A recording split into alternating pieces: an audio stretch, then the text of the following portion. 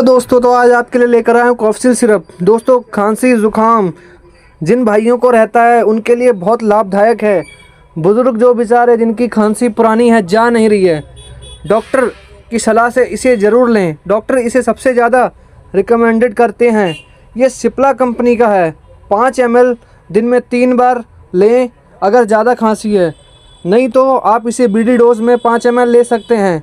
बाकी परहेज इसका रहने वाले हैं चावल, ठंडा दूध, गर्म दूध ना लें। धन्यवाद। चैनल को सब्सक्राइब करना ना भूलें।